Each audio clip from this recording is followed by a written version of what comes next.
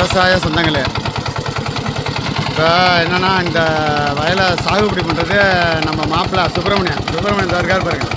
அவர் அப்படி பண்ணுறாரு. அவர் கைவண்டி இப்போ வாங்கிடுறாரு, பழசில் வாங்கிடுறாரு. இப்போ என்னென்னா பருத்தி போட்டு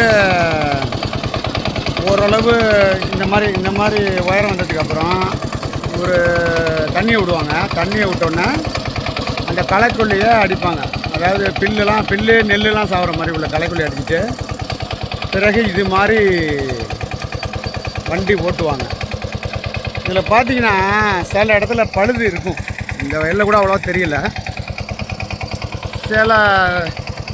சில வயல்களில் பழுது இருக்கும். அந்த பழுதுக்கு என்ன செய்யணும்னா, பருத்தி என்றைக்கு இவங்க வயலில் போடுறாங்களோ, வயலில் போடுற அன்றைக்கி வயல் ஓரமாக அல்லது வீட்டிலேயோ சின்ன பாக்கெட்டில் மண்ணை நிரப்பி அதில் ஒரு 50 பாக்கெட்டு ஒரு ஏக்கருக்கு 50 பாக்கெட்டு மண்ணில் போட்டு வச்சிட்டாங்கன்னா இங்கே இது முளைக்கும் போது அதுவும் முளைச்சிட்ருக்கும்.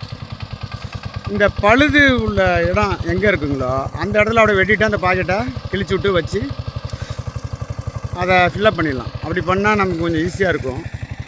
இன்னொரு ஐடியாவும் இருக்குது. எப்படின்னா, ஃபுல்லாக புழுதி அடிச்சுட்டு ஒரு ஏக்கருக்குள்ள அனைத்து பருத்தி விதையுமே வீட்டில் உள்ள லேசாக வெயில் படுற இடங்களில் பாக்கெட்டாக போட்டு ஃபுல்லாக புழுதி அடிச்சுட்டு கூட போடலாம் அப்படிங்கிறது என்னோடய எண்ணம்.